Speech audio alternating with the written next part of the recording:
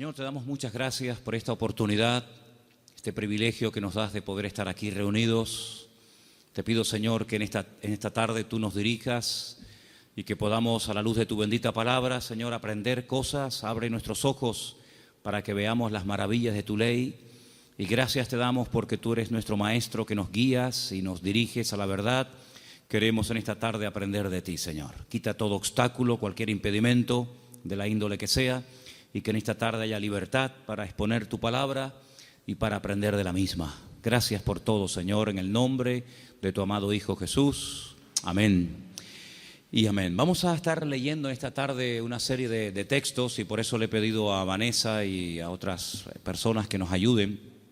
Pero vamos a abrir la Biblia primeramente nosotros en esta tarde por una carta que el apóstol Pablo le escribe a Tito. Sabéis que el apóstol Pablo tenía la costumbre de establecer la obra, abrir la iglesia, atenderla un tiempo y después poner al frente de esas obras a obreros que habían trabajado con él, que habían aprendido bajo su ministerio. Vemos cómo dejó en la ciudad de Éfeso a Timoteo, al cual le escribe 2 cartas, pero a este joven pastor llamado Tito, lo deja en la isla de Creta. Y en el capítulo 2 de Tito capítulo 2, versículos 1 y 2, leemos algo muy interesante. Pablo está hablando acerca de las características que tienen que tener los ancianos en las iglesias, también las mujeres mayores, los jóvenes, los que sirven a otras personas. Y en los primeros versículos encontramos algo que me ha llamado mucho la atención y de lo cual quiero hablar en esta tarde. Pero tú habla lo que está de acuerdo con la sana doctrina.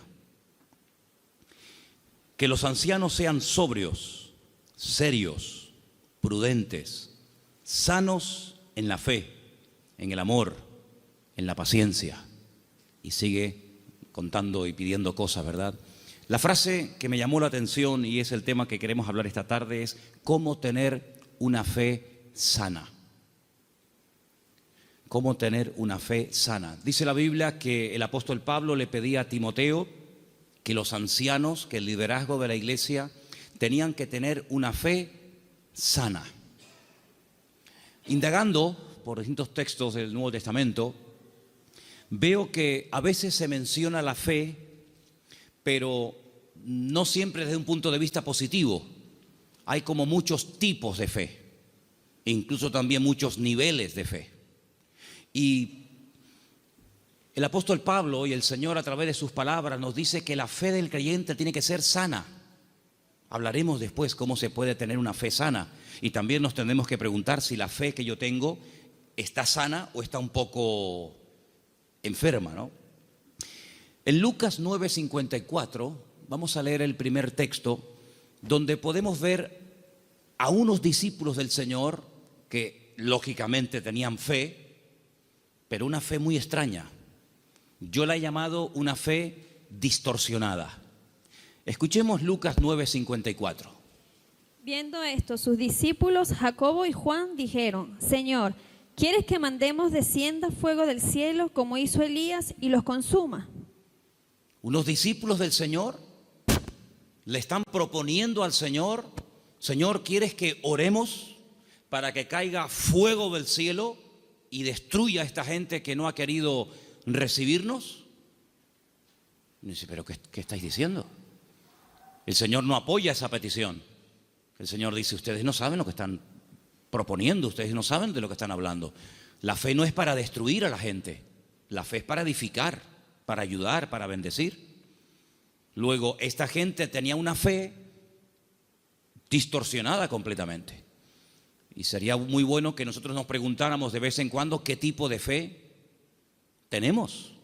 Porque vemos que estos discípulos tienen una fe muy grande, incluso hasta para proponerle al Señor orar para que caiga fuego del cielo, como hacía el profeta Elías en varias ocasiones durante su ministerio, pero que no es ni el momento, ni el lugar, ni muchísimo menos la voluntad de Dios que se esté utilizando la fe para semejante barbaridad.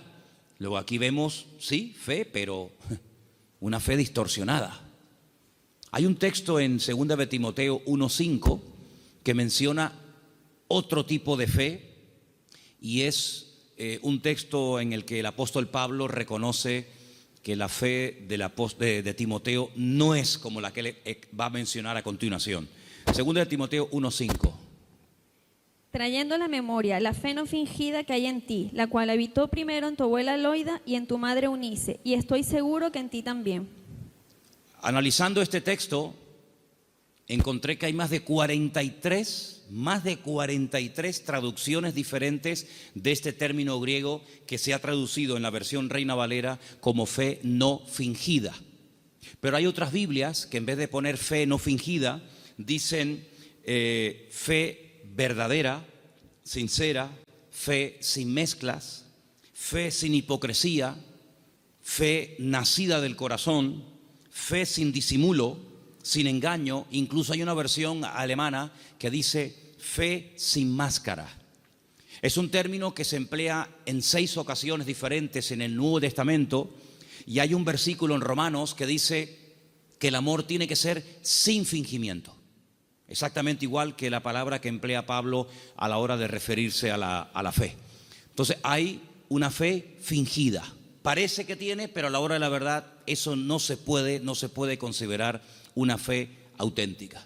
Entonces estamos viendo cómo la Biblia menciona y habla de personas que en un momento determinado pueden tener fe, pero no es la fe sana de la cual queremos hablar en esta noche y cómo conseguirla. Entonces hemos visto una fe distorsionada, una fe fingida, que no era el caso de Timoteo. Tenemos también en Santiago 2:26 una fe que no sirve para nada. Y lo dice literalmente el texto. Vamos a prestar atención. Santiago 2, versículo 26. Porque como el cuerpo sin espíritu está muerto, así también la fe sin obras está muerta. Fe sin obras. Hay fe, pero no hay obras, luego está muerta. No sirve para nada. Entonces hay gente que puede tener una fe aparentemente muy grande, pero no hay obras. Esa fe no produce nada. Por lo tanto, dice Santiago, es una fe muerta. Y lo muerto, pues ya me contarás para qué sirve. Absolutamente para nada. Ya hay 3 tipos de fe: distorsionada, una fe fingida, una fe muerta, y hay una fe que quisiera contar un poquito de quién se trata. ¿Os acordáis del joven rico? Un chico que dice que había guardado todos los mandamientos de la ley, era muy escrupuloso, moralmente impecable, pero él notaba que le faltaba algo. Y le pregunta al Señor: Señor, ¿qué tengo que hacer para heredar la vida eterna? Y el Señor le propone un estilo de vida diferente, le habla de que tiene que romper con ese espíritu de materialismo que lo domina, le habla de que tiene que guardar los mandamientos, y él dice: yo todo esto lo he guardado.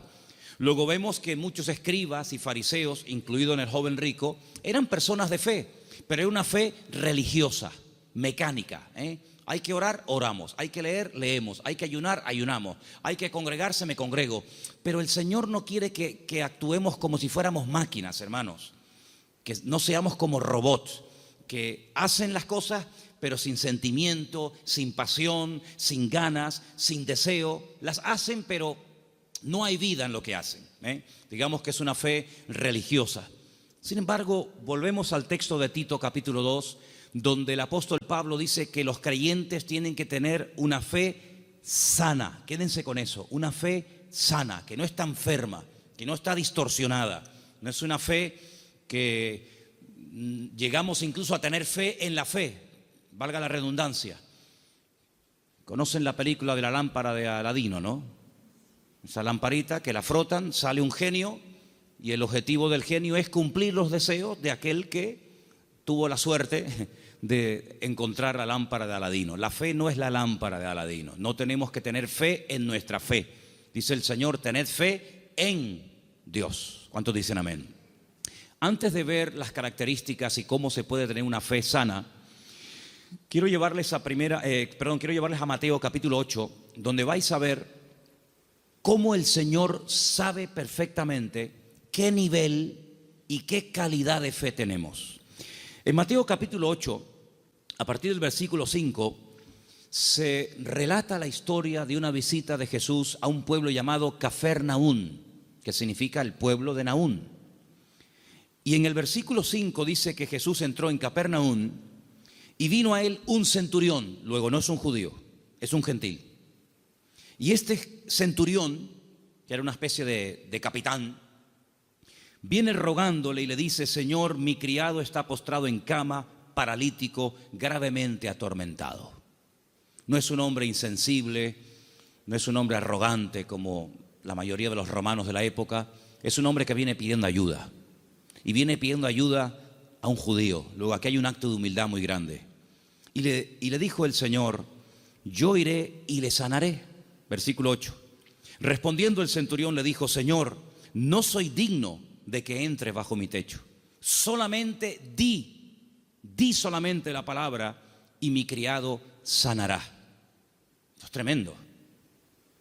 Porque también yo soy hombre bajo autoridad y tengo bajo mis órdenes soldados.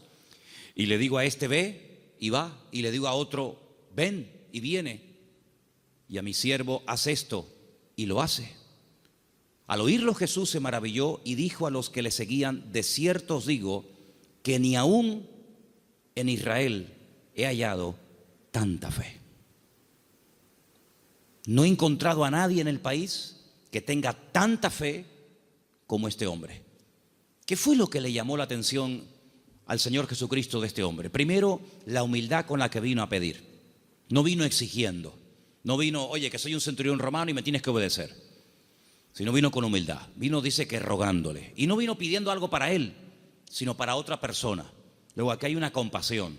Aquí hay un amor por alguien que está sufriendo, que no es precisamente él, sino es su criado.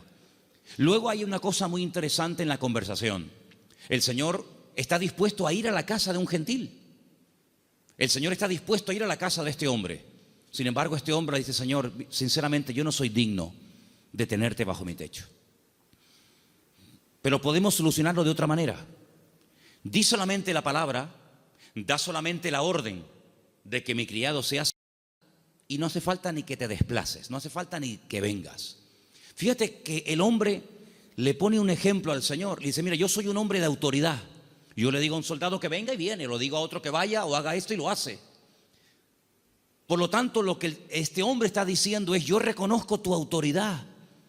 Yo reconozco que cuando tú ordenas algo en el mundo espiritual, se cumple. Por lo tanto, como hago yo en lo natural, hazlo tú en lo espiritual.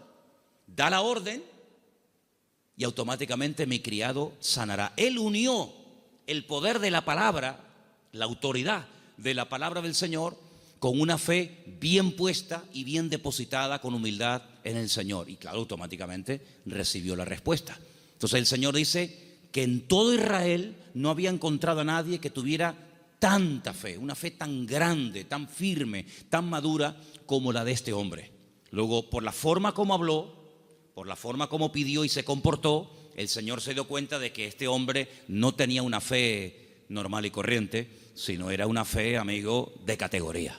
Sin embargo, en el mismo Evangelio según San Mateo, un poquito más adelante, en el capítulo 14, ahora las cosas cambian.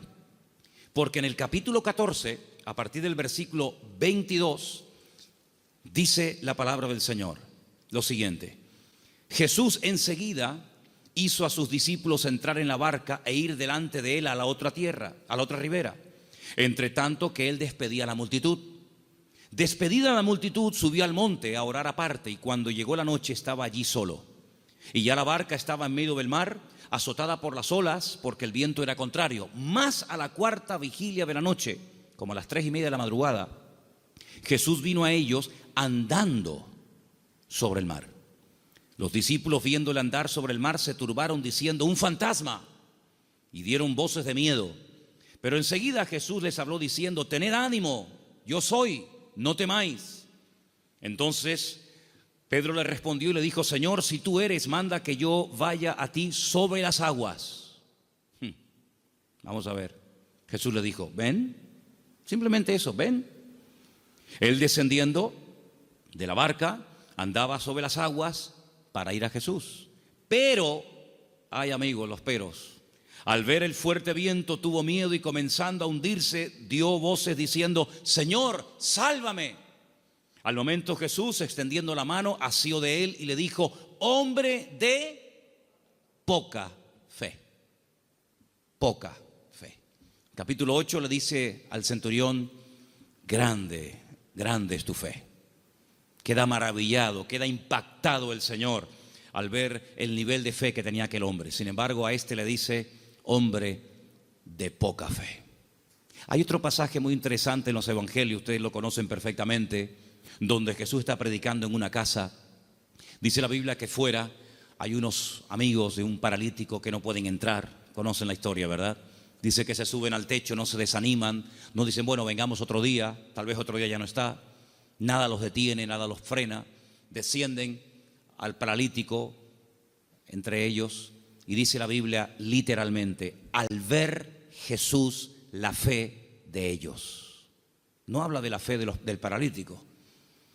Al ver Jesús la fe de ellos, le dijo al paralítico, y todos conocemos el resto de la historia. Luego, tal vez nosotros no podemos ver la fe, ni siquiera la nuestra, pero el Señor sabe perfectamente qué nivel de fe tenemos. La fe que tenemos que tener no es una fe cualquiera. No es esa fe que creemos que es una especie de, como dije antes, de lámpara de Aladín o de llave maestra que todo lo puede y todo lo abre. No, no. Tiene que ser una fe sana. Pero ¿cómo se llega a tener esa fe sana? ¿Cuáles son las características de una fe sana verdaderamente en el Señor? Vamos a ver la primera característica que tiene que tener una fe sana. Primera de Pedro, capítulo 1, del 3 al 9. ¿Lo tienes, Vanessa? Vamos a prestar atención a Primera de Pedro 1, del 3 al 9. Bendito el Dios y Padre de nuestro Señor Jesucristo, que según su grande misericordia nos hizo renacer para una esperanza viva por la resurrección de Jesucristo de los muertos, para una herencia incorruptible, incontaminada e inmarcesible, reservada en los cielos para vosotros, que sois guardados por el poder de Dios mediante la fe para alcanzar la salvación que está preparada para ser manifestada en el tiempo postrero, en lo cual vosotros os alegráis, aunque ahora, por un poco de tiempo, si es necesario, tengáis que ser afligidos en diversas pruebas, para que sometida a prueba vuestra fe, mucho más preciosa que el oro, el cual, aunque perecedero, se prueba con fuego, sea hallada en alabanza, gloria y honra, cuando sea manifestado Jesucristo, a quien amáis sin haberle visto, en quien creyendo, aunque ahora no lo veáis, os alegráis con gozo inefable y glorioso, obteniendo el fin de vuestra fe, que es la salvación de vuestras almas. Amén. ¿Os dais cuenta? La primera característica de una fe sana es que tiene que ser probada. Si no quieres tener una fe probada, jamás sabrás qué tipo de fe tú tienes. Mientras no hay problemas, no se sabe si verdaderamente tú eres una persona madura o inmadura.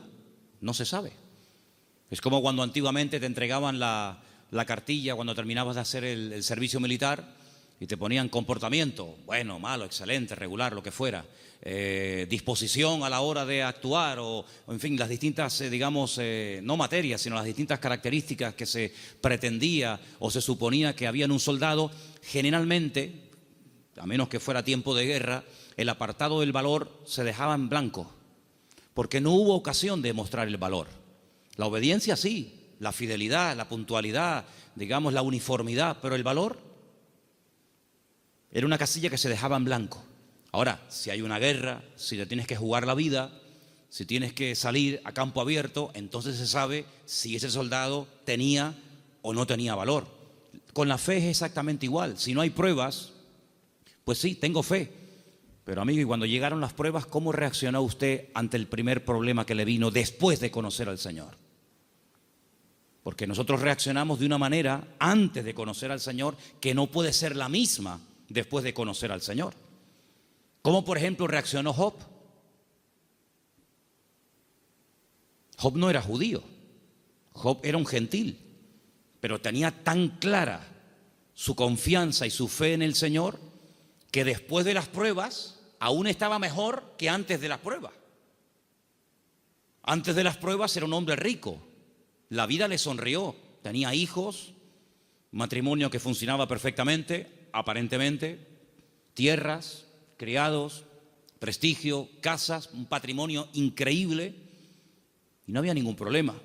El Señor permitió, porque todo lo permite el Señor, que las cosas comenzaran a ir de diferente manera. perdió en una semana a todos los hijos, no a uno, a todos, los varones y las hembras.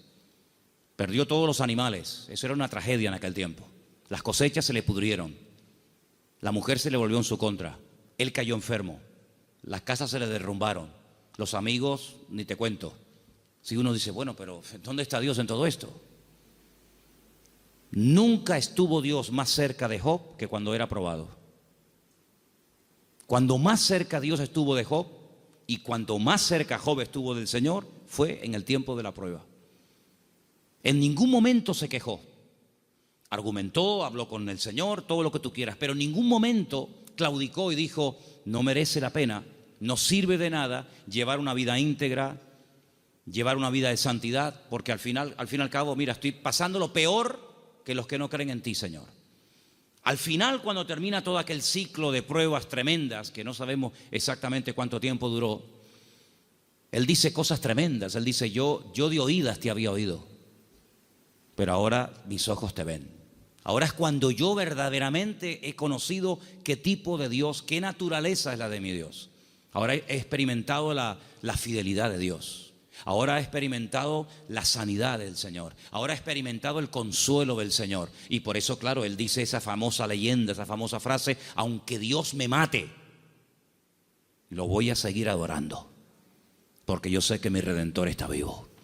Entonces las pruebas no lo destruyeron, al contrario, lo fortalecieron de tal manera que al final Él tiene que orar por los demás y nadie por Él, porque solamente venían a cuestionarle, a criticarle, a poner el dedo en la llaga y bueno, a decir todo tipo de barbaridades. Por lo tanto, la fe sana, la fe verdadera, tarde o temprano, ha de ser probada. Y dice la Biblia que la actitud que tenemos que tener ante las pruebas es de gozo. No es encima, ¿sí? Encima. Tener por sumo gozo cuando os halléis en diversas pruebas, sabiendo que la prueba de vuestra fe produce paciencia. Porque una fe, para que sea sana, tiene que tener un ingrediente indispensable y es paciencia. La fe sin paciencia puede convertirse en temeridad. Y tú dices, pero la fe tiene que ir acompañada de paciencia. Hombre, claro, si no se termina convirtiendo en desesperación. No entiendo nada. Oro, pido con fe y no recibo. ¿Pero cómo es esto? Entonces, si no va acompañada del ingrediente de la paciencia, al final terminas desesperándote porque crees que no tienes fe, que has cometido un pecado, que te han hecho algo malo, etcétera, etcétera, y comenzamos a decir tonterías, y toda tontería, toda queja, todo lamento que salga de nuestros labios lo que hace es que va deteriorando, enfermando, debilitando cada vez más la fe. Y en vez de ser una fe sana, es una fe pero enferma. Entonces vemos que la característica de una fe sana es que ha sido probada por el fuego. Es interesante notar que hay un momento en el que el Señor le dice a Pedro, Pedro, Satanás ha venido para pedirme permiso porque os quiere zarandear como al trigo. Eso es una revelación de parte del Señor, porque en ningún momento encontramos en los evangelios a Satanás hablando con Cristo pidiéndole semejante cosa. Eso es una revelación que el Señor contó. En esas cosas que le ocurrían a nivel personal al Señor, dice, Él os va a zarandear como el trigo, pero yo ya he rogado previamente por ustedes para que vuestra fe no falle. Y una vez que seáis confirmados, vete y confirma a tus hermanos. En otras palabras, el Señor no descarta en ningún momento que un creyente en algún momento determinado de la vida pueda ser sacudido o pueda ser zarandeado, es decir, probado. Y entonces ahí esa fe se puede demostrar y comprobar si verdaderamente la fe que usted tiene es una fe a prueba de bombas o es una fe que le dura hasta la primera prueba. En la parábola del sembrador dice la Biblia que hay semillas que brotaron muy rápido, pero dice cuando salió el sol quemó la semilla y no dio fruto. Y cuando están en privado, los discípulos le preguntan al Señor o le piden al Señor que les explique la parábola del sembrador. Y Él les dice, mira, las semillas que caen junto al camino y brota rápido son los que reciben la palabra, al momento la reciben con gozo, pero como no tienen raíces, cuando sale el sol, que son las pruebas y las dificultades de la vida, las pruebas de la vida secan, son de corta duración. Entonces la prueba lo que hace es que fortalece nuestra fe para que nuestra fe pueda estar preparada para la siguiente prueba y así de esa manera tener una fe robusta y madura que ha soportado las pruebas. Es como cuando se construye un puente, se hace una prueba de carga. No se abre al público, decir, bueno, abran, ¿y si se cae? Hay que hacer una prueba de carga. Ponen el puente todo lleno de camiones cargados a tope y los dejan ahí un tiempo para que si el puente resista, pues si el puente resiste la prueba, pues entonces se puede abrir el tráfico al público. Exactamente igual. Nuestra fe tiene que ser probada y tiene que ser probada donde necesita ser probada. A lo mejor en lo económico, a lo mejor en lo familiar, a lo mejor en lo físico, no sé, pero el Señor sabe dónde tiene que apretar, porque todas las pruebas siempre son para nuestro progreso, para nuestro crecimiento y para fortalecer nuestra fe. ¿Cuántos dicen amén? La segunda característica de una fe auténtica, de una fe sana, la encontramos en una carta que Pablo le escribe a los hermanos de Tesalónica. Primera de Tesalonicenses 1, del 2 al 10. Es una lectura un poquitín larga, pero por favor presten atención. ¿La tienes tú, Patricia? Adelante. Damos siempre gracias a Dios por todos vosotros, haciendo memoria de vosotros en nuestras oraciones, acordándonos sin cesar delante del Dios y Padre nuestro de la obra de vuestra fe, del trabajo de vuestro amor y de vuestra constancia en la esperanza en nuestro Señor Jesucristo, porque conocemos, hermanos amados de Dios, vuestra elección. Pues nuestro evangelio no llegó a vosotros en palabras solamente, sino también en poder, en el Espíritu Santo y en plena certidumbre. Como bien sabéis, cuáles fuimos entre vosotros por amor de vosotros, y vosotros vinisteis a ser imitadores de nosotros y del Señor, recibiendo la palabra en medio de gran tribulación con gozo del Espíritu Santo, de tal manera que habéis sido ejemplo a todos los de Macedonia y de Acaya, que han creído, porque partiendo de vosotros ha sido divulgada la palabra del Señor, no solo en Macedonia y Acaya, sino también en todo lugar vuestra fe en Dios se ha extendido, de modo que nosotros no tenemos necesidad de hablar nada, porque ellos mismos cuentan, porque ellos mismos cuentan de nosotros la manera en que nos recibisteis y cómo os convertisteis de los ídolos a Dios, para servir al Dios vivo y verdadero, y esperar de los cielos a su Hijo, al cual resucitó de los muertos, a Jesús, quien nos libra de la ira venidera. Amén. La iglesia de Tesalónica, desde el primer momento, fue una iglesia muy perseguida, muy perseguida. No todas fueron así, pero una de las características de esa congregación es que desde el primer momento los creyentes fueron perseguidos. Hermanos perdieron la vida. Llegó un punto que la presión era tan tremenda, que comenzaron a pensar si a lo mejor ya había comenzado hasta la gran tribulación. Fíjate lo que te digo. Y por eso Pablo tiene que escribirles varias cartas y alentar y animar a los hermanos y aclararles que todavía ese tiempo no ha comenzado, y les alienta y les anima a decir, hermanos, seguir adelante. El Señor aún no ha venido. El tiempo de angustia de Jacob, la gran tribulación aún ha comenzado. Y Pablo pone doctrina encima de la mesa para que ellos sepan que lo que está pasando no es todavía lo que está profetizado para los últimos tiempos, ¿verdad? Y una de las cosas que el apóstol Pablo reconoce de la iglesia es que la fe de la iglesia, la fe de los hermanos de la ciudad de Tesalónica, no se quedó encerrada entre cuatro paredes, sino que los creyentes no habían perdido el valor de testificar a los que no conocían al Señor. Ellos se habían convertido, como dice ahí, hemos leído, de los ídolos. Habían sido gente idólatra, politeísta, y habían dejado esa vida de desorden, de idolatría, para convertirse al Dios vivo y verdadero. Pero la conversión de ellos, la fe de ellos depositada en el Dios vivo y verdadero, no era algo que se hacía a escondidas, sino algo que ellos querían que se difundiera. De tal manera que Pablo llegaba a ciertas y determinadas poblaciones y la gente en esos lugares daban testimonio de lo que los hermanos de Tesalónica estaban pasando y cómo la fe de ellos se había extendido. Y esto es muy importante, hermanos. Esto es muy importante porque en un momento tenemos un encuentro inicial con el Señor. Nos encontramos con el Señor, entendemos el propósito de la salvación, de la venida de Cristo.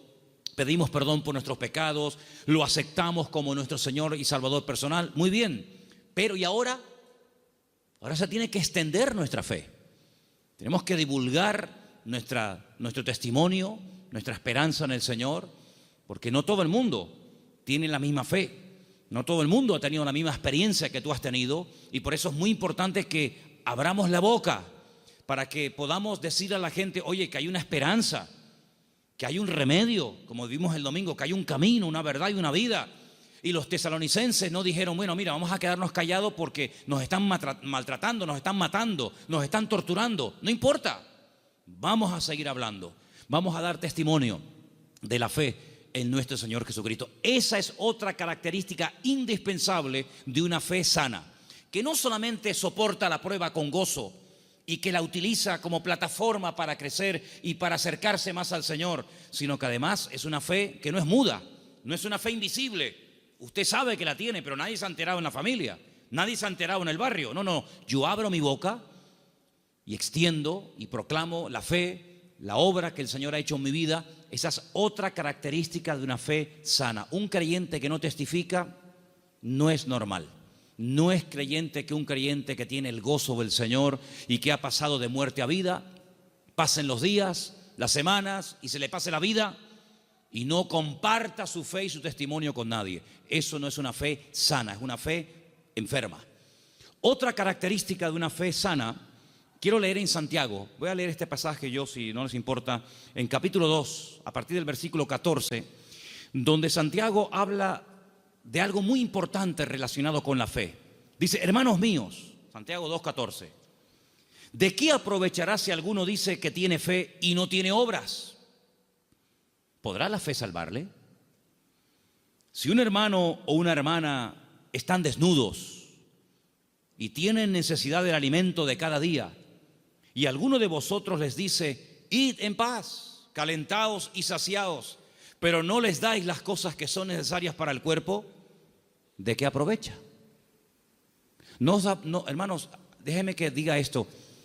Decimos, bueno, pero ¿no es el Señor el que suple nuestras necesidades? Sí, pero muchas veces el Señor puede suplir nuestras necesidades a través de nuestros hermanos. A veces cuando veo a un señor mayor o a alguna persona en un parque, en una plaza, dándole de comer a los pajaritos o a las palomas, a mí siempre me viene a la cabeza el texto que dice, hombres de poca fe, mirad las aves del cielo que ni siembran ni hilan, ¿no las alimenta vuestro Padre Celestial? Y yo digo, fíjate, este hombre sin darse cuenta, o a lo mejor sí, no sé, está siendo un instrumento que hoy el Señor está utilizando. Él cree que le sobraban unas miguitas de pan duro y las trae al parque para entretenerse, pero él no se está dando cuenta de que ese montón de pájaros, el Señor los está alimentando a través del detalle de este hombre. Entonces puede ser que el Señor te puede utilizar a ti en un momento determinado y a través de tu vida, cubrir la necesidad, suplir la necesidad de algún hermano. Entonces dice, así también la fe, si no tiene obras, es muerta en sí misma. Una de las fe que comentamos antes. Versículo 18. Pero alguno dirá, tú tienes fe, yo tengo obras. Muéstrame tu fe sin tus obras y yo te mostraré mi fe por las obras. Tú crees que Dios es uno y bien, haces bien. También los demonios creen y tiemblan. Mas ¿quieres saber esto, hombre vano, que la fe sin obras es muerta? ¿No fue justificado por las obras nuestro padre Abraham cuando ofreció su hijo Isaac sobre el altar? ¿No ves que la fe actuó juntamente con sus obras y que la fe se perfeccionó por las obras? Y se cumplió la escritura que dice, Abraham creyó a Dios y le fue contado por justicia y fue llamado amigo de Dios. Vosotros veis pues que el hombre es justificado por las obras y no solamente por la fe. Asimismo también Rahab la ramera no fue justificada por las obras cuando recibió a los mensajeros y los envió por otro camino, porque como el cuerpo sin espíritu está muerto, así también la fe sin obras está muerta. Luego, una característica de una fe sana, que es lo que nos interesa y estamos hablando esta noche, es que es una fe que produce, una fe que hace obras. No es una fe teórica. No, yo creo pero no hago nada. No, es una fe que hace obras. ¿Cómo se sabía que Abraham tenía fe en el Señor? Bueno, pues yo estaba justamente leyendo hoy ese pasaje y dice la Biblia que este hombre viaja desde el sur de Israel, desde una ciudad llamada Beersheba, recorre todo el desierto del Negev, llega hasta el monte Moria, allí en Jerusalén, y antes de llegar deja a unos criados y le dice, bueno, guárdeme aquí el asno, el burrito, que dice, iremos, adoraremos y volveremos. Y a veces seguimos leyendo el pasaje y nos olvidamos de decir, no, espérate un momento, mira lo que acaba de decir. Iremos, adoraremos y volveremos. Pero ¿cómo dice volveremos si Abraham sabe que tiene que subir al monte Moria y sacrificar, es decir, matar a su hijo Isaac? Dirás en todo caso, volveré. La Biblia dice que Abraham tenía tanta fe en el Señor que creía que si mataba a su hijo Isaac, el Señor se lo podía resucitar y volverlo a tener con él. Y en cierto sentido, eso fue lo que pasó. No lo mató, sabemos el resto de la historia, pero él en su corazón lo había sacrificado antes de subir al monte Moria. ¿Se da cuenta? Pero la fe de Abraham no quedaba simplemente en un acto de obediencia, sino que iba mucho más allá. Bueno, yo lo mato, yo lo sacrifico porque al fin y al cabo es lo que Dios, mi Señor, me ha pedido, pero creo que Él me lo puede dar de entre los muertos. Y es que nunca nadie había resucitado, hermanos. Él no puede decir, no, es que ya resucitó fulanito de tal. No había resucitado nadie. ¿Cómo sabía Abraham que el Señor podía resucitar muertos? Porque Abraham conocía a Dios. Y la fe auténtica, la fe sana, no es una fe ciega, no es una fe irracional, es una fe basada en hechos, en realidades. Y qué mejor realidad que conocer a Dios y conocer su palabra. Yo dije en una ocasión que hubo un momento en nuestra vida en los que creímos en un Dios que prácticamente no conocíamos. Cuando nosotros la primera vez aceptamos al Señor, ¿qué sabíamos del Señor? Pues muy poca cosa. No conocemos hoy nosotros al Señor mejor que hace años atrás cuando lo conocimos o lo recibimos en nuestro corazón, ¿sí o no? Por supuesto que sí. En aquel momento fue un acto de fe. Yo necesité fe, créame, yo particularmente, yo no sé usted, pero yo necesité mucha fe porque yo no creía en Dios. No creía en Dios, sencillamente. Para mí no existía. Y yo necesité que Dios me diera fe para poder creer en Él. Pero créanme, hermanos, y lo digo con toda sinceridad, yo hoy en día no necesito fe para creer en Dios. Yo es que sé que Dios existe. La fe se necesita para creer en lo que usted tal vez no ve o no ha recibido y tiene fe de poder recibirlo. Pero yo no necesito fe para creer en mi Padre. Yo no necesito hoy por hoy fe para creer si este libro es o no es la palabra de Dios. Es que yo sé que es la palabra de Dios. Por lo tanto, la fe tiene que ir en aumento, tiene que ir creciendo, tiene que ir madurando. Y por eso, amados hermanos, hay momentos en los que en la vida de ciertos y determinados personajes los milagros tenían que verse muy asiduamente, un poco como para sacudirlos y para provocar la fe en ellos. Pero hay un momento en nuestra vida en los que prácticamente ya no necesitamos tantos milagros cada día, porque el hecho de que el Señor sea mi Señor, ya para mí eso es más que suficiente, y sé que todo lo demás vendrá por añadidura. ¿Cuántos dicen amén? Hay gente que continuamente le pone pruebas al Señor. Señor, ¿será tu voluntad esto? Señor, ¿será tu voluntad lo otro? Señor, voy por aquí, Señor, voy por allá. Bueno, pues si constantemente le tienes que estar poniendo pruebas a tu Dios, es porque no lo conoces mucho. Porque si tú sabes que a tu marido no le gustan las lentejas, no sé si hay algún marido, perdón si alguien se sienta aludido, pero si tú sabes que a tu marido no le gustan las lentejas, no dices, se las voy a poner a ver si le gustan o no le gustan. Ya te ha dicho de todas las formas que no le pongas lentejas que no le gustan. Por lo tanto, como ya lo sé, no se las pongo. Pero yo sé que lo que le gusta es el potaje de berros. Entonces, en la medida en la que tú conoces a tu marido, a tu esposa o a tu hijo, a quien sea, tú te comportas de una forma diferente con él o con ella, ¿sí o no? En la medida en que tú conoces a Dios, yo no tengo que decirle a Dios, Señor, ¿se puede hacer esto o no se puede hacer? Voy a poner un papelito con un sí y con un no. Soplo y el que se quede en la mesa, no hace falta jugar a eso, porque yo ya conozco a mi Dios y yo sé lo que le gusta y lo que no le gusta. Leía en el día de ayer algo tremendamente interesante. Dice Pablo, es que la ley no fue dada para el justo. La ley fue dada para el homicida. La ley fue dada para el que no conocía a Dios y tienes que decirle todo, le tienes que contar todo. Pero José nunca leyó la Biblia.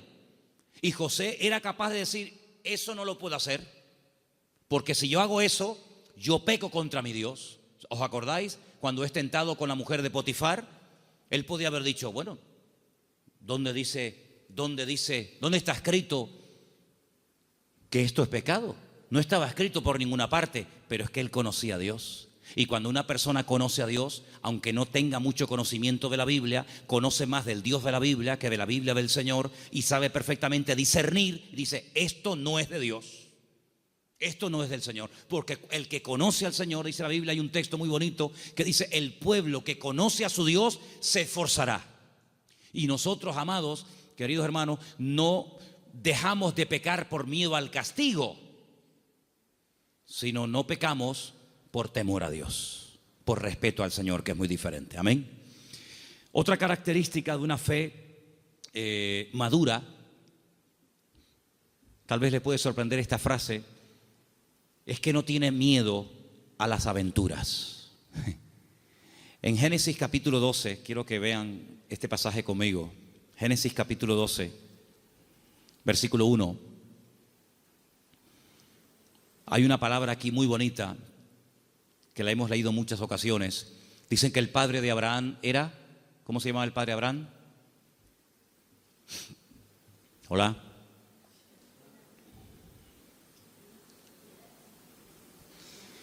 El padre de Abraham se llamaba Taré. Y cuenta la leyenda que el padre de Abraham, Taré, podía ser una persona muy importante en el ejército de Nimrod. ¿Y quién era Nimrod? Uno de los peores personajes de la historia. Terrible, terrible. El primer hombre poderoso de la tierra. Un tipo de anticristo, para que me entendáis. Un hombre idólatra, un hombre tremendo. Y hay muchas leyendas y muchas historias, no solamente en el pueblo de Israel, sino en el mundo árabe y en otras culturas que hablan mucho de Abraham, porque Abraham es el personaje que le cae bien a todo el mundo. Le cae bien a los árabes, le cae bien a los cristianos, le cae bien a los judíos. Es un personaje que todo el mundo lo quiere. Es el padre de todos. Y hay una leyenda que dicen que un día el padre de Abraham, que era vendedor también de ídolos, se fue y dejó a Abraham al cargo de su tienda de imágenes. Y Abraham rompió todos los ídolos de su padre menos uno.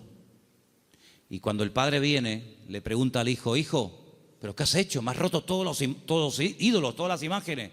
Y le dice, no, lo que pasa es que vino una señora con un plato de comida para ofrecer una ofrenda a los ídolos y como este ídolo, que es el más poderoso que tú tienes, no quería compartir la comida con los demás, los destruyó a todos y se comió la comida a él.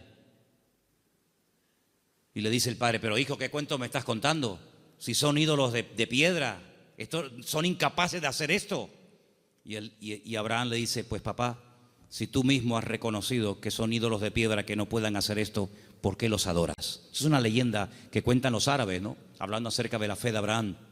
Pues este hombre, cuando vivía en aquella tierra, versículo 1, Génesis 12:1, dice, el Señor le había dicho, fíjate el tiempo del verbo, no está llamando el Señor ahí a Abraham, dice, ya le había dicho.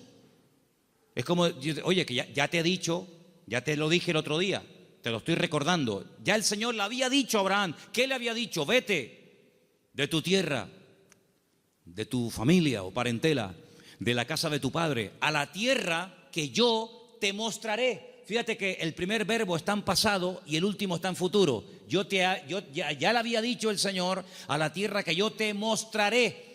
¿A dónde voy? No lo sé, yo te lo mostraré, ya te lo diré. Pero hay una promesa, entre el cumplimiento de la promesa y la obediencia, hay una palabra muy interesante. Dice, yo haré de ti una nación grande. Te bendeciré, te engrandeceré. Engrandeceré, tú no serás bendición. Bendeciré a los que te bendigan. Y a los que te maldijeren, maldeciré. Serán benditas en ti todas las familias de la tierra. Y se fue Abraham como el Señor lo había dicho. Entonces vemos que este hombre, en base a una promesa, en base a una orden de parte del Señor, él emprende una aventura. Y por eso este punto que he dicho, que para tener una fe sana, uno tiene que estar dispuesto a correr aventuras con el Señor. No podemos tener todo bajo control. Hay creyentes que todo lo quieren tener bajo control. Y eso es totalmente imposible. Quiero tener bajo control las facturas, lo que tengo que pagar, lo que tengo que hacer, lo que tengo que decir. Tengo que tener... Hermano, en la vida de un creyente verdadero, tienes que dejar una puerta abierta a la vida de fe, a una vida de aventura. Esto no tiene ni pies ni cabeza, diría un padre a un hijo, pero hijo, ¿a dónde va? Es que no lo sé, padre. Pero, ¿qué sentido tiene esto? Yo leía hoy una frase en un libro que la tengo por aquí apuntada y me llamó mucho la atención y la quiero compartir con ustedes. Y la frase que leía dice: lo que nosotros llamamos seguridad muchas veces no es más que un freno para una vida de fe. Esto me impactó muchísimo. No, es que hay que tener una seguridad en la vida, tú. Ya, oye, ya no tengo 20 años, ya tengo una edad y uno ya tiene que ir pensando las cosas. Me parece muy bien. Pero cuando vamos a la palabra de Dios, nos encontramos que a veces Dios llama a gente ya con 80 años. Y tú dices, ¿pero dónde va este hombre con 80 años? Pues tú no ves que cuando tú eras joven lo intentaste y fue un fracaso lo que hiciste, que incluso hasta terminaste matando a una persona. Y el Señor llama a un hombre que en el pasado ha fracasado y se ha refugiado como un prófugo en el desierto, cuidando ovejas que no son ni de él. Y ahora tengo que volver atrás. ¿A qué? A hacer la voluntad de Dios. Pero en esta ocasión no como tú la quisiste hacer en tu yo, en tu ego, sino hacerla en mi nombre. Y lo manda a Moisés, a Egipto, con 80 años. Y Abraham le da unas promesas increíbles con una edad que uno dice, ¿y por qué no le dio estas promesas cuando tenía 18, 20 o 30 años? ¿Por qué esperó tanto el Señor en sorprender y en usar a este hombre? Hermanos, nosotros no somos los que ponemos los tiempos. Los tiempos los pone el Señor. Por eso les dije antes que un ingrediente indispensable de una fe sana es la paciencia. Una fe que no va acompañada de paciencia te puede crear problemas a ti personalmente. Porque cuando tú pides y cuando tú oras y no recibes, la Biblia dice que si pedimos y no recibimos, se puede convertir en un tormento al alma, en un tormento al corazón.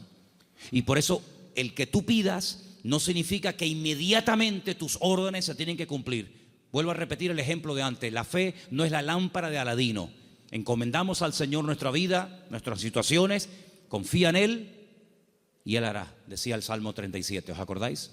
Entonces, una fe sana tiene que ser probada, tiene que extenderse, no puede quedar ahí reducida, anclada, encerrada herméticamente en tu vida. Es una fe que produce obras.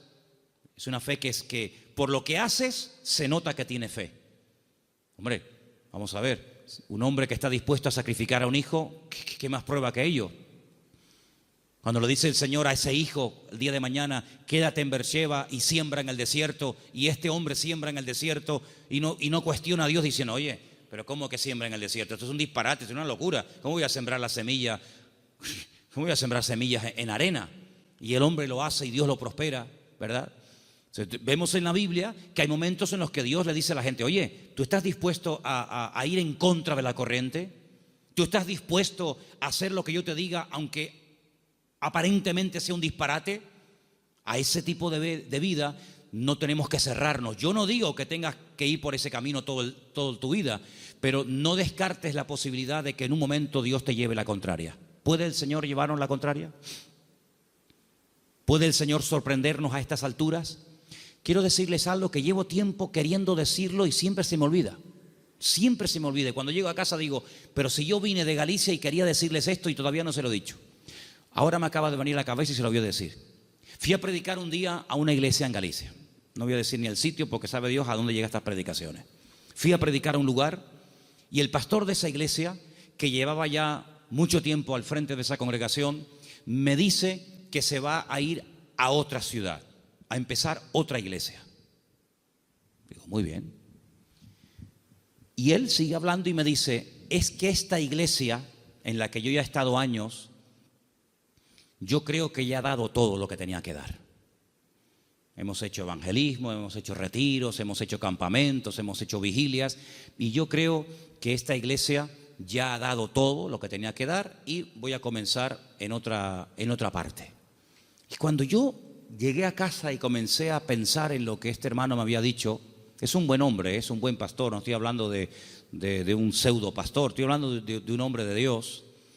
Pues yo dije, Señor, es interesante en la vida, porque en la vida tiene que saber uno hasta dónde tiene que llegar. La Biblia nos enseña que el sueño de Moisés era entrar a la tierra prometida. El Señor dijo, no, hasta aquí llegaste, amigo. Pero no voy a cruzar el Jordán, no, es que soy Moisés, me da igual. Yo si quieres te enseño la tierra, pero aquí se acaba tu vida, amigo. A partir de ahora le pasas el relevo a Josué. Y vemos que Moisés no entró en la tierra prometida. Y tan grave fue lo que hizo, aparentemente delante del Señor fue gravísimo, para no dejarlo entrar, tú imagínate, ¿verdad? Vemos, por ejemplo, a David. ¿Cuál era el sueño de David? El sueño de David era levantarle un templo a Dios. Ese era el sueño de David. ¿Se lo había pedido el Señor? No. De hecho, el Señor le dice a través del profeta Natán, le dice, ¿dónde me vais a meter a mí? Si el cielo es mi trono y la tierra es el estrado de mis pies, ¿qué casa me vais a construir a mí? Pero si quieres hacerla. Sin embargo, vemos que el Señor no le permitió. El que verdaderamente tenía ganas de levantar el templo, no lo pudo levantar. Su hijo fue el que lo levantó. Entonces, él entendió que su vida no era, o el sueño de su vida no se iba a cumplir, sino que era su hijo el que iba a levantar el templo. Luego, uno tiene que saber hasta dónde puede llegar. Porque, hermanos, seamos sinceros, si analizamos, por ejemplo, la vida de José, un hombre de fe, un hombre obediente, vemos que sí, él había recibido una revelación cuando era jovencito de lo que sería su vida. Pero si aquellos sueños que él tuvo de pequeño no le ayudaba, en cierto sentido, el faraón a poder cumplirlos, pues se pudriría en la cárcel. Luego, otra persona tuvo que soñar para que sus sueños personales, la revelación de parte del Señor a él, se pudiera hacer realidad. Por lo tanto, es muy importante como congregación, como familia, como matrimonio, como hijo, como pastor, como creyente, saber hasta dónde tengo que llegar con el Señor. De hecho, para mí hay dos preposiciones que aparecen en la Biblia que tenemos que tenerlas presentes siempre en nuestra vida de fe. Desde, hasta. Son dos preposiciones importantísimas en la vida de un creyente que quiere tener una fe sana. Desde, hasta. ¿A qué me refiero? Josué capítulo 1 dice, la tierra te la he entregado. Nadie te podrá hacer frente en todos los días de tu vida. Desde, hasta, esa es la tierra en la que te puedes mover. No te salgas de ese marco, no te salgas de ese terreno, porque no te la daré.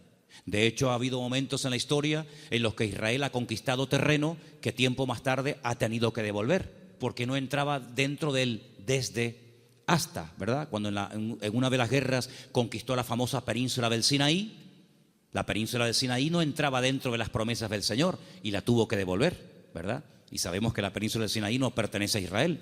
Por lo tanto, como creyentes tenemos que saber cuáles son nuestras limitaciones, qué tipo de fe tenemos, y con ese tipo de fe trabajar y movernos en el Señor.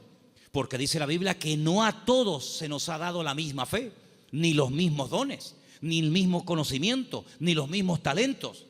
Por lo tanto, cada uno tiene que, dice, examinarse a sí mismo y decir, bueno, a mí el Señor no me ha llamado a predicar, pero así a mí el Señor sí me ha llamado a servir o a colaborar. Tal vez el Señor a mí no me ha llamado al ministerio musical, pero me ha llamado o me ha capacitado o me estoy preparando para el ministerio de enseñanza o para el ministerio, digamos, para otras culturas. Cada uno de nosotros tiene que examinar su fe y ver a sí mismo qué estás haciendo con el nivel de fe que tú tienes. Hay una característica que yo quisiera que leamos algunos versículos. No sé si lo tienen ustedes ahí, Patricia. Hebreos 11, ¿sí? Del 8 al 10.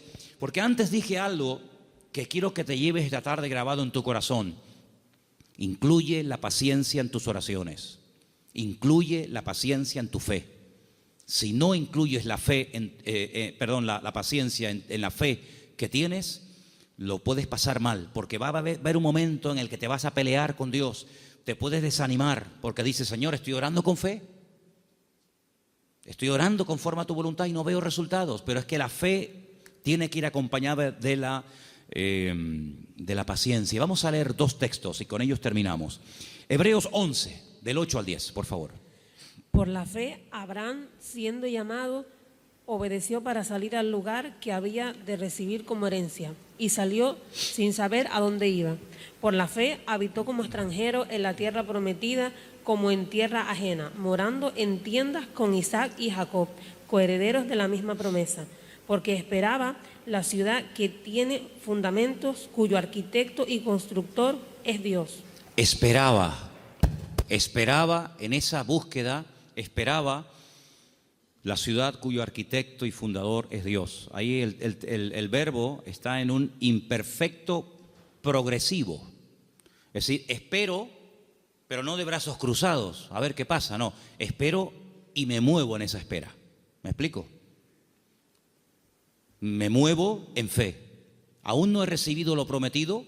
¿Estará aquí la ciudad cuyo arquitecto y fundador es Dios? ¿Está aquí? ¿No? Vámonos para allá. Y se iba a otro lugar, acampaba. Yo lo que busco es la ciudad que ha construido mi Dios. Una ciudad firme, estable. Vivo en tiendas de campaña, pero no importa, yo estoy buscando una ciudad que tiene fundamentos. Pasaba un tiempo, aquí no es. Bueno, dice la Biblia, y esto es un misterio tremendo, que dice que la llegó a ver. La llegó a ver y la saludó, como diciendo, algún día yo estaré allí.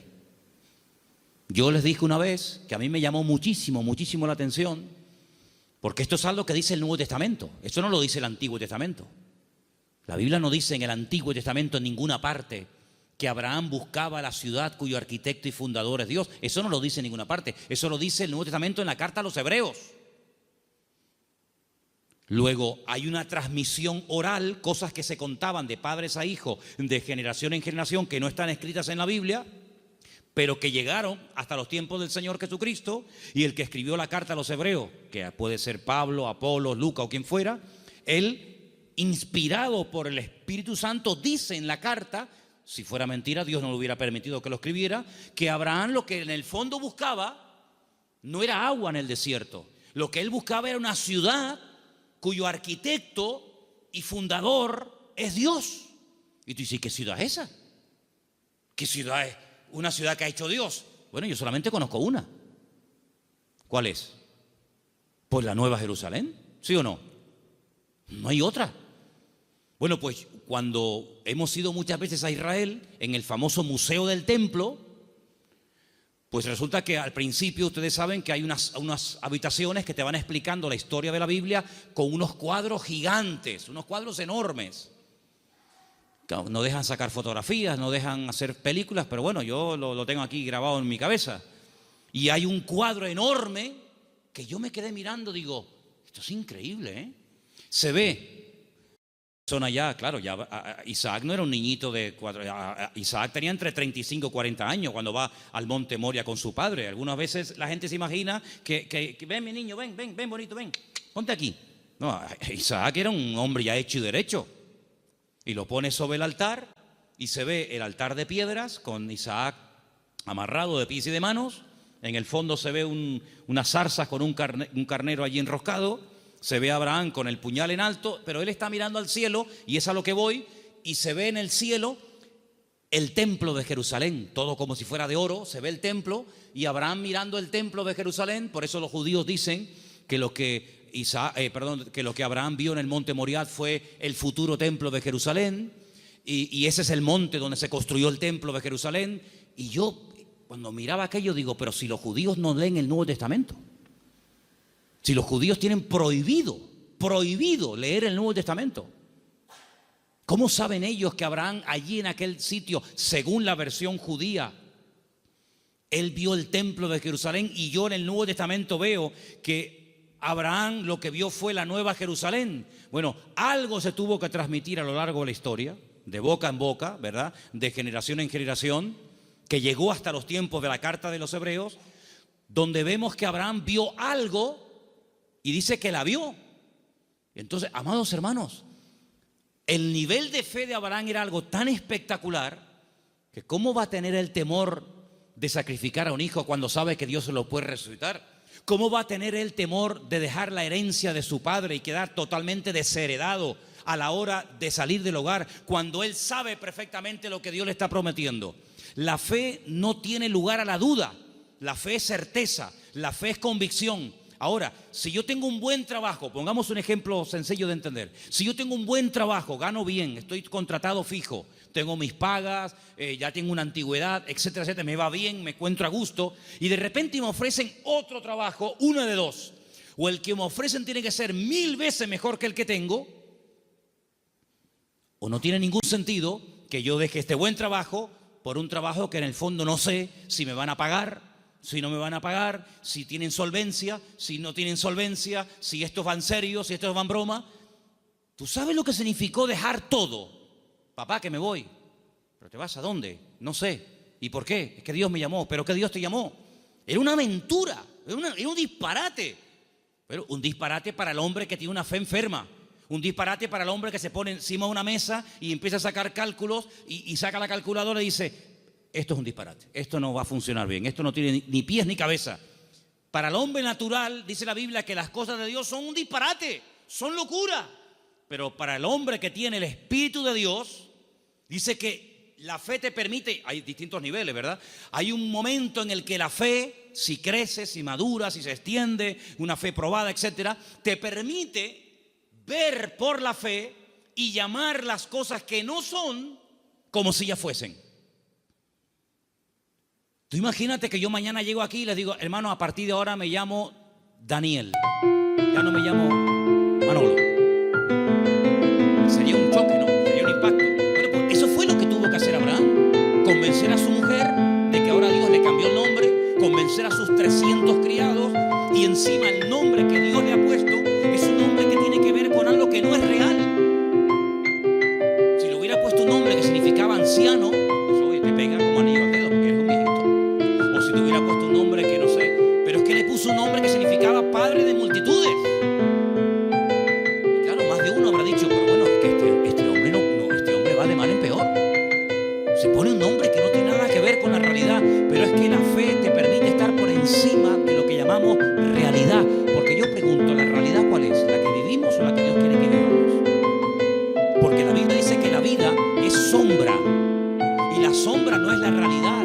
La sombra proyecta una realidad, y la Biblia dice que vivimos en un mundo que es de sombra. Sin embargo, cuando conocemos a Dios, nos damos cuenta que la sombra de Dios, para que nos entendamos, se proyecta muchas veces en lo que nosotros llamamos realidad, pero que realmente la realidad no es lo que vemos, sino lo que no vemos. Porque dice la Biblia que las cosas que vemos son temporales, pero las que no vemos son eternas. Y la Biblia dice, hay una promesa, que el justo por la fe vivirá. Pero en el texto original hebreo no aparece el verbo vivir, sino aparece el verbo ser. El texto dice: el justo por la fe existirá. Porque una cosa es vivir y otra cosa es existir. La existencia la da el Señor. Y cuando nosotros conocemos a Dios, comenzamos a descubrir que la vida que muchas veces nosotros llamamos seguridad no es más que un freno y un impedimento para ver la grandeza y descubrir el poder de nuestro Dios. Por eso quiero terminar recordando las 5 características de una fe sana. Preguntémonos si las tenemos. La fe sana tiene que ser tarde o temprano probada. Una prueba que no duele no es prueba. Una prueba que no afecta en algún momento determinado tu estado de ánimo, pues no es prueba ni a nada. Dije hace tiempo que una característica de que estás siendo probado es que no entiendes nada. Si entiendes, no te estás probando el Señor. Si lo entiendes, no es una prueba. Una característica de que estoy siendo probado es que no entiendo lo que me está pasando. Eso es una prueba. La segunda característica es que es una fe que se extiende. No es una fe hermética encerrada en sí misma. Es una fe que actúa, que hace obras. Y por la forma como actúa, te das cuenta de que detrás de esa actuación hay una fe. Hay una frase que leí esta semana, que también la tengo apuntada aquí, que dice: todo esfuerzo realizado siempre obtiene resultados. Es buenísima, no me digan, ¿eh? Todo esfuerzo realizado siempre obtiene resultados. Tú te esfuerzas por el Señor, ¿verdad? Tú ejercitas la fe y automáticamente Dios lo premia. Tercera o cuarta característica, que la fe sana tiene que ir acompañada de paciencia. Dice la Biblia que Abraham esperaba pacientemente y finalmente la fe sana está dispuesta a la aventura. En Hebreos 10, del 12 al 13, quiero que lo leamos todos juntos, por favor. Hebreos capítulo 10, Hebreos 10 del 12 al 13. Hay unos versículos muy interesantes que los he dejado para el final, para que medites en ellos y te los lleves esta noche en tu corazón. Repito, Hebreos capítulo 10, del 12 al 13. ¿Lo tienen, hermanos? Bueno, creo que lo estamos poniendo ahí, ¿no? Perfecto. Léelo conmigo. Pero Cristo, habiendo ofrecido una vez para siempre un solo sacrificio por los pecados, se ha sentado a la diestra de Dios. Versículo 13. De ahí en adelante, esperando hasta que sus enemigos sean puestos por estrado de sus pies. Esperando. Es la misma palabra que aparece cuando dice que Abraham esperaba la ciudad cuyo arquitecto y fundador es Dios. Ahora fíjate esto. Cristo muere, cumple todo lo que tiene que cumplir, derrama su sangre, resucita al tercer día, asciende a la gloria, se sienta a la diestra de Dios Padre. Y yo pregunto, ¿y ahora qué? Lo hemos leído esta noche. Él está esperando que todos y cada uno de sus enemigos sean sometidos y puestos bajo la planta de sus pies. Si mi Señor, después de todo lo que hizo, su muerte, su resurrección, la victoria sobre el pecado, sobre el diablo, etcétera, si Él después de todo ese tremendo sacrificio está esperando sentado a la diestra de Dios Padre, ¿por qué a nosotros a veces nos cuesta tanto esperar una oración que la hicimos la semana pasada y queremos que ahora nos responda el Señor? ¿Cuánto tiempo lleva esperando el Señor Jesucristo? Bueno, en números redondos, 2000 años. Porque aún hay enemigos que no están sometidos. Dice que el último, un día si quieren podemos hacer la lista de los enemigos que tienen que ser dominados y controlados y sometidos a la planta de los pies del Señor. Dice que el último, después de haber superado todo, el último enemigo que será superado y vencido para siempre será la muerte. De momento la muerte no ha sido vencida en el sentido de que todavía los seres humanos siguen muriendo, incluidos los cristianos. Y dice la Biblia que algún día la muerte no existirá más. Llegará un momento en el que la muerte, llegó tu muerte. Hasta aquí llegaste, amiga. Por lo tanto, si el Señor está esperando, imitemos al Señor. Él ora, Él intercede.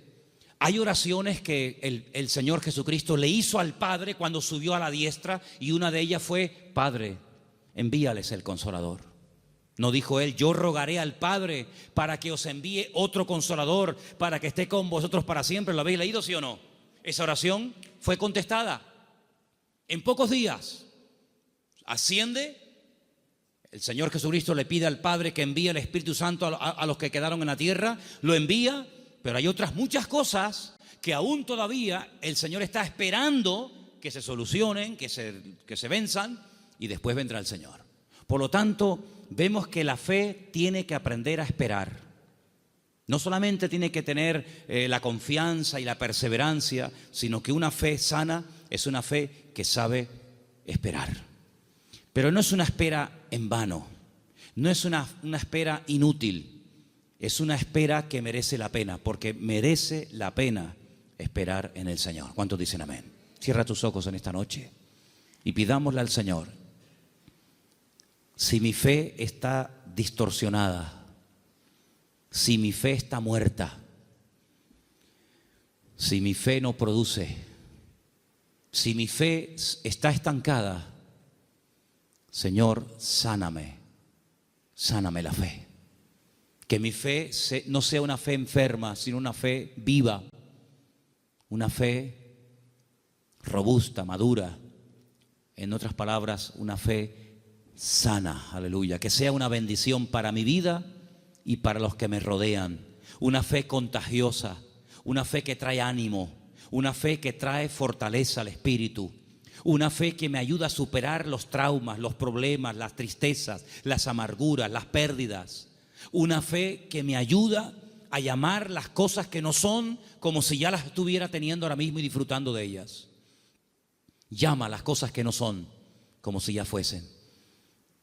Di, Señor, gracias porque la bendición ya la tengo conmigo.